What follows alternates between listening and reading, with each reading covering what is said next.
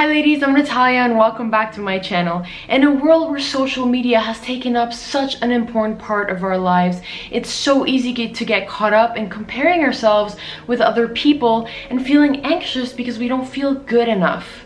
For a long time I looked in the mirror and I didn't like what I saw. I didn't feel good in my own skin.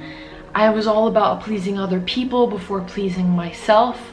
But today, I found a way to love my body and to love the person inside.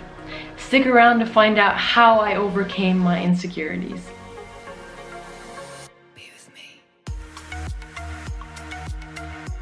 It's not an easy process. It will take time, it will take perseverance.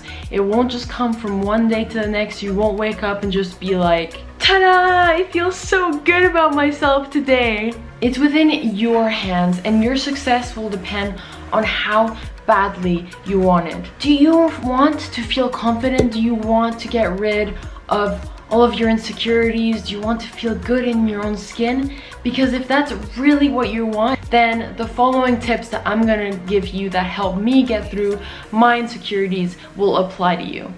The first thing that I did is that I stopped defining my beauty according to someone else's beauty standards. And this is actually really hard to do in today's day of social media where we're constantly being presented with these photoshopped images or just super rare body types and told that this is what we should look like. And here we are, us regular girls, feeling just terrible about it, right? I've been comparing myself to so many girls online thinking, oh my god, like I really wish I had a toned body like her. And it's not till I started doing this fitness channel that I realized that many girls started saying that to me, saying, wow, I really wish, I had a toned body like yours. And the truth is that we all have different body types and we're all different, and it's not because your body type doesn't match that one specific body type on Instagram that your body is not nice and that you're not beautiful and that you aren't also fit if you work out and you take care of your body. You don't need to look a certain way. Maybe you don't even want to. Maybe for you, what you define as beautiful is totally different to what we see on Instagram, and that's amazing. That's great. In fact, that's exactly why I weight train, because you get a choice. You get a say in how you want your body to look like, and that should be up to you.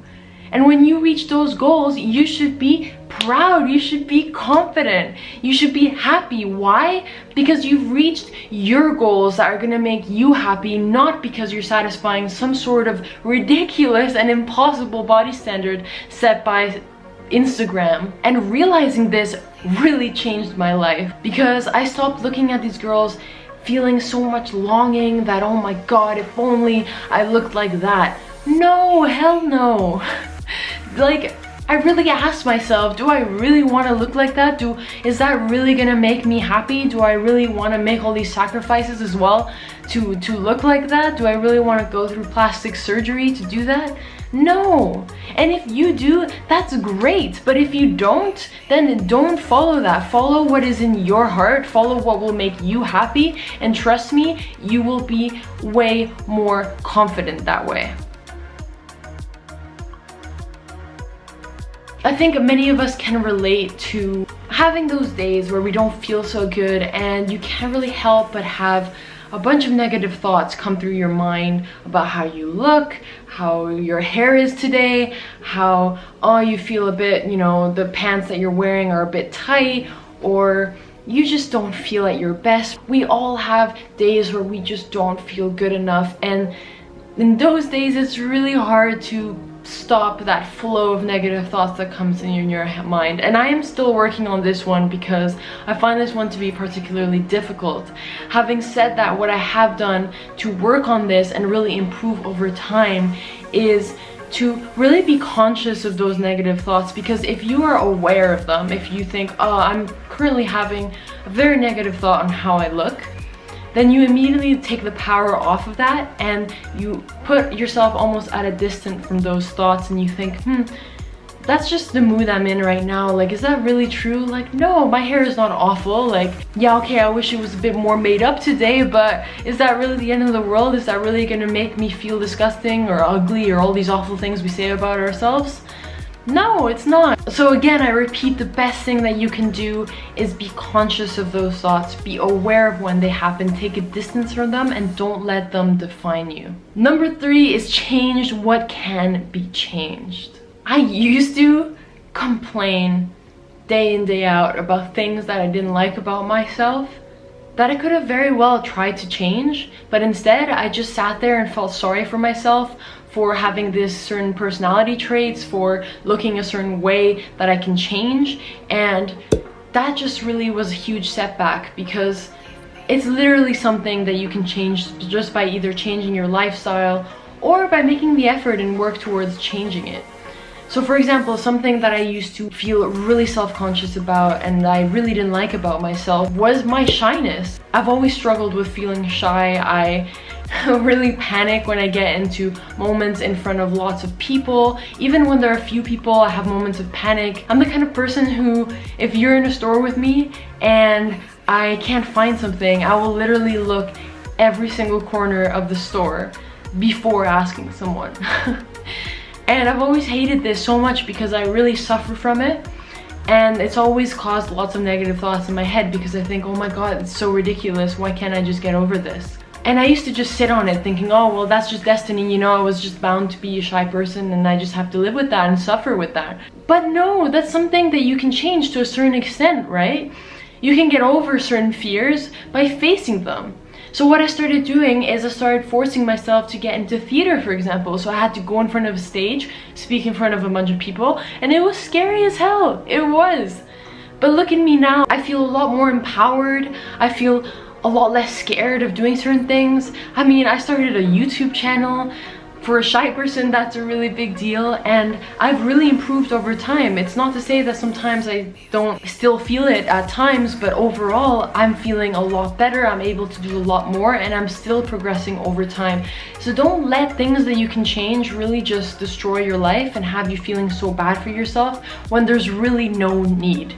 The 4th thing I did is I put myself out there. Now this one is a scary one, but if you're looking for probably one of the fastest ways to get over your insecurities and feel more confident is to literally put yourself out there. So for example, if you are feeling very self-conscious about your body and that's really stopping you from going to the gym because you feel ashamed to do that, rather than putting that off and doing step by step, so starting to work out at home, little workouts that aren't as effective, or avoiding the gym altogether, throw yourself right into it.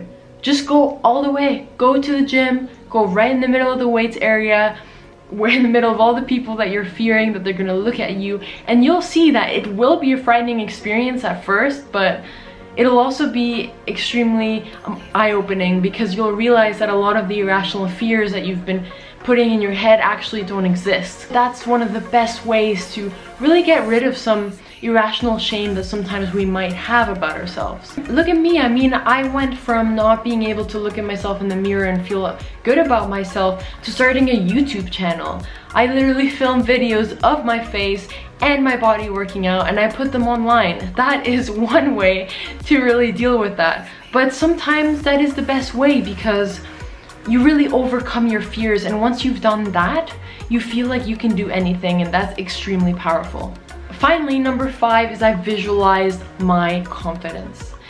Research has shown that if you want to achieve a certain goal, a really good thing to do is that in the morning you visualize yourself having already achieved that goal. And when I say that, I don't mean just picture yourself having what you're looking for. I mean living it in detail in your mind. So for example, if you want to get rid of your insecurities and feel confident, what would you do in the morning if you were confident? How would you get up?